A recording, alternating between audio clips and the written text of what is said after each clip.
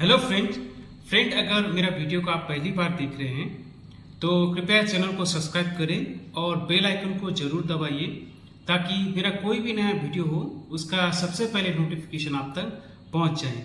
और फ्रेंड मैं आपसे एक रिक्वेस्ट करता हूं, स्क्रीन में जो आपको क्यूआर कोड दिखाई दे रहा है उसको स्कैन कीजिए और स्कैन करने के बाद तुरंत मेरा आप सब वीडियो इस स्कैन के जरिए देख सकते हैं और सब्सक्राइब भी कर सकते हैं। तो फ्रेंड मैं आज आपको एलोपैथिक और हर्बल, उसमें होम्योपैथिक हुआ, यूनानी हुआ या फिर आयुर्वेदिक हुआ, तो इन दवाइयों में जो साइड इफेक्ट जो एक चीज होता है जिसमें लोगों का मानना ये है कि जो हर्बल प्रोडक्ट्स होता है यानी कि आयुर्वेदिक, होम्योपैथिक और यूनानी, ये सारा दवाई में कोई साइड इफेक्ट नहीं होता है एलोपैथिक दवाई की तुलना में। तो ये एक वहम है जो कि सरासर गलत है और इसके बारे में मैं आपको छोटा सा संक्षेप में बताऊंगा। देखिए तो फ्रेंड देखिए, लोग अक्सर जब 40 साल उम्र जब क्रॉस कर लेते हैं तो ज़्यादातर लोग हर्बल प्रोडक्ट के ऊपर ज़्यादा लोग निर्भर रहते हैं कि वो ताकि वो स्वस्थ रहे। जैसे इसमें मैं आपको 5 ऐसा चीज़ बताऊंगा हर्बल में यानी कि आयुर्वेदिक में, जो कि एक होता है अश्वगंधा, दूसरा होता है गिलोय, तुलसी, एलोवेरा और शिलाजीत। ये लोग देखा गया है कि 40 साल की उम्र के बाद ज़्यादातर लोग ऐसा चीज़ को सेवन करते हैं बिना डॉक्टर के सलाह लिए।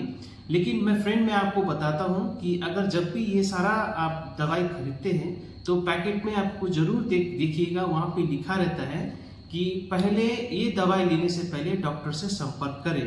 यानी कि ये आपको अपने आप ये कभी नहीं खाना है, हमेशा पहले डॉक्टर से संपर्क करना है, उसके बाद ही आपको खाना है। क्योंकि ये दवाई भी अगर आप बिना कारणवश लेंगे या फिर ज़्यादा डोज में लेंगे तो इसका भी साइड इफेक्ट होता है। तो आप अपना दिमाग से जरूर ये वहम निकालिए कि हर्बल जो दवाई होता है वो कितना भी खा ले कोई साइड इफेक्ट नहीं होता, ऐसा बिल्कुल भी नहीं है। एलोपैथिक की जहाँ बात हुआ तो ये भी आपको हमेशा डॉक्टर के सलाह के बगैर नहीं खाना है, हमेशा खाते वक्त डॉक्टर का सलाह लेके ही खाना है।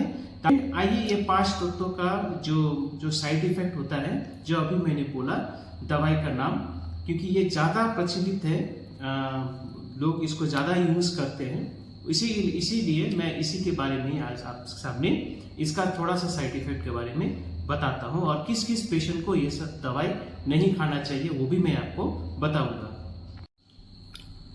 अब फ्रेंड देखिए, अश्वगंधा है जो कि लोग इसको कैप्सूल के रूप में भी लेते हैं या फिर पाउडर के रूप में भी लेते हैं। तो देखिए इसमें कई सारे हैवी मेटल्स भी पाया जाता है। तो ये जो हैवी मेटल्स होता है ये लीवर को हानि पहुंचा सकता है। तो इसीलिए अगर आप लीवर संबंधित कोई भी बीमारी है आपको, तो ये लेने से पहले आप डॉक्टर से जरूर संपर्क करें। उसके बाद जो होता है, जो दूध पिलाते बच्चे का माँ होता है और फिर जो गर्भाधारण किए हुए माँ होता है, उसको भी ये खाने से पहले डॉक्टर से संपर्क करने का सलाह दिया जाता है।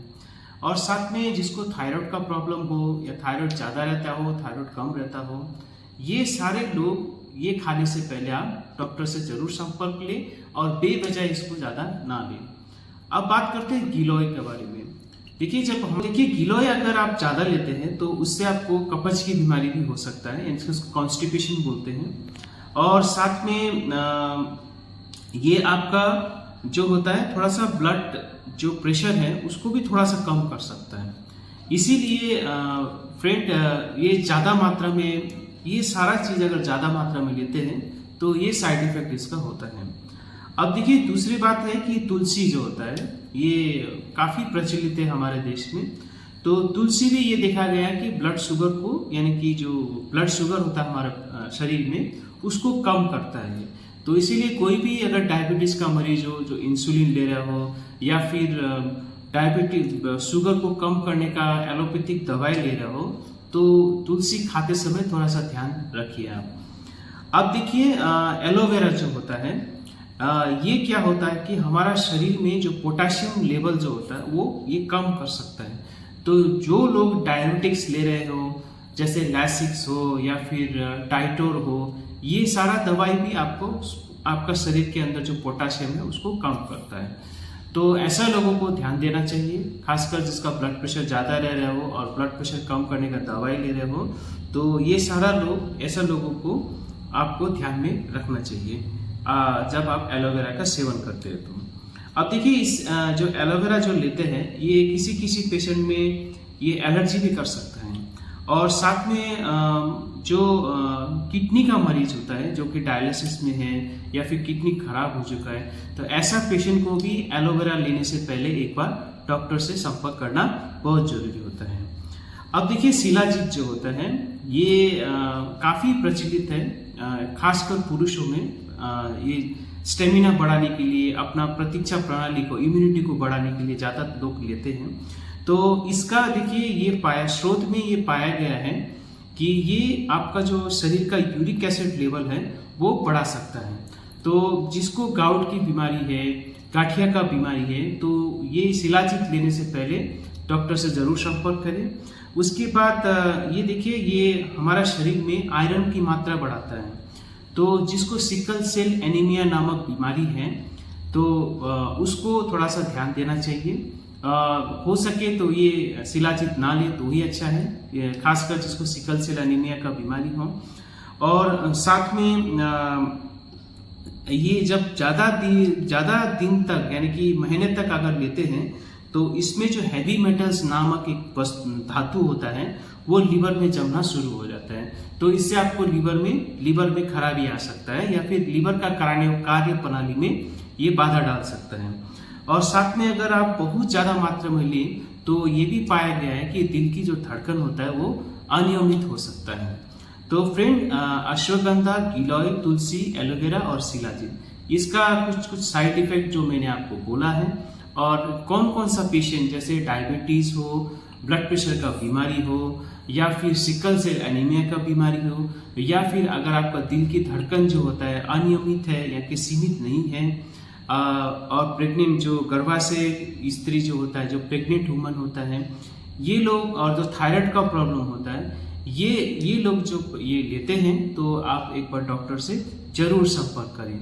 तो फ्रेंड आपको समझ में आया होगा, कोई भी दवाई चाहे एलोपैथिक हो, होम्योपैथिक हो, आयुर्वेदिक हो या फिर यूनानी हो, कोई भी दवाई बिना साइड इफेक्ट का नहीं होता है। तो इसका साइड इफेक्ट होता ही है, इसीलिए अंधाधुंध में कोई भी दवाई बिना डॉक्टर से संपर्क करे कभी भी नहीं लेना है।